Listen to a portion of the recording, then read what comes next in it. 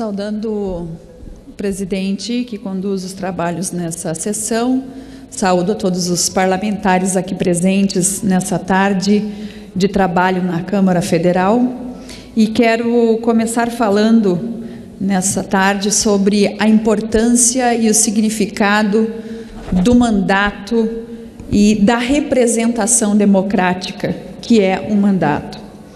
Nós somos aqui muito mais do que imaginamos. Não somos nós mesmos, somos a população que representamos. Não são aqui os meus votos, são os votos dos que trouxeram até aqui. Não são os meus interesses, são as necessidades reais de quem precisa do Estado. Não é a minha voz por ela mesma, são as causas e a visão de um mundo que a minha voz defende. Não são apenas as minhas ideias, são os valores que motivaram os eleitores a me escolherem. Não somos só nós, não sou só eu, somos todos nós. Isso é representação. Mais do que atores individuais, nós somos instrumentos da política brasileira. Foi justamente por quebrar esse valor central, o da representação, que a política e os políticos perderam grande parte da credibilidade no nosso Brasil. Quando eclodiram as manifestações de 2013, a sociedade reclamava da falta de representatividade. Os gritos que nós ouvíamos eram: não me representam.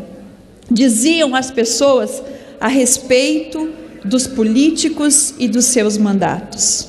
Ora, senhor presidente, não há para um parlamento recado mais duro, mais visceral, mais profundo, mais provocativo do que esse.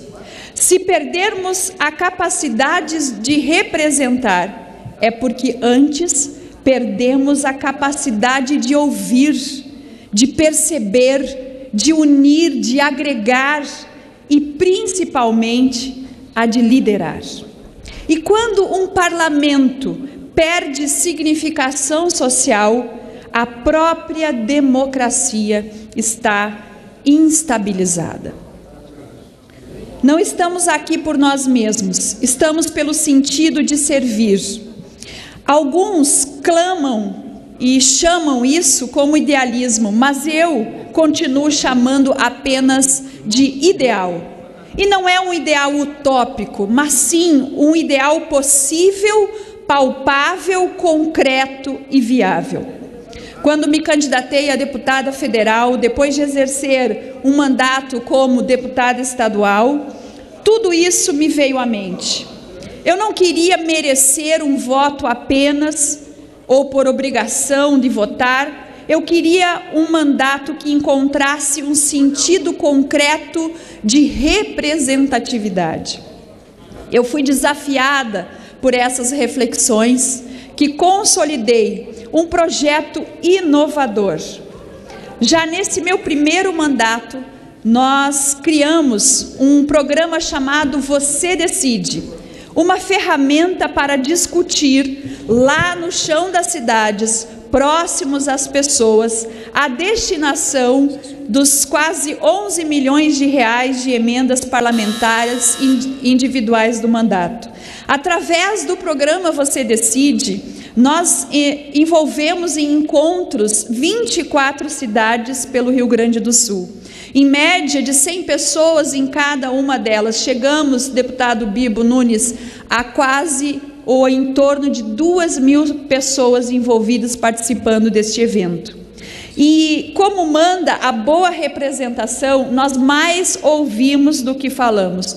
Foi um exercício pleno de cidadania e democracia. Criamos um método solicitando prioridades e desenhando um modelo de votação. Tudo muito claro, transparente e democrático. Foi uma experiência incrível, inovadora, de participação e de proximidade. Numa era de tecnologia e até de distanciamento, nós optamos pela presença, nós optamos pelo olho no olho, pela troca em vez de entrega, pelo debate em vez de uma simples decisão individual. Eu destaco algo muito especial. Em 3 municípios, Erechim, Juí e Pelotas, os projetos com a maioria dos votos solicitaram a construção para espaços para crianças e adultos com autismo. Um alerta para todos nós, um alerta que poderia estar passando batido caso nós não estivéssemos lá nesses encontros presenciais. A partir dessa provocação, o nosso mandato ampliou a abordagem em relação ao autismo e ao tema, passando a ter um espaço permanente em minha atuação. É um tesouro dentre tantos que encontramos andando pelo Brasil afora. O das pessoas simples, que querem e que precisam ser efetivamente representadas. Agora vem um trabalho técnico, claro, de encaminhamento dessas demandas, mas estamos seguros de que o Norte, sem fisiologismo, sem proselitismo, sem privilégios, mas um jogo limpo, transparente, próximo, quente, humano. Em outras palavras, representativismo. Eu tenho certeza, senhor presidente, que todos nós precisamos fazer essa reflexão, e aqui agradeço os minutos que me acrescenta. Essa crise de representação precisa ser tratada com atenção.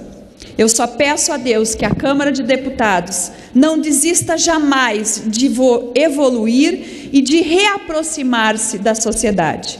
Fico aqui à disposição dos meus nobres colegas parlamentares para compartilhar essa experiência do Você Decide e que possamos ter, com o acúmulo desse trabalho desses anos, fazer essa troca de experiência para um bom caminho de reconectar o parlamento à vida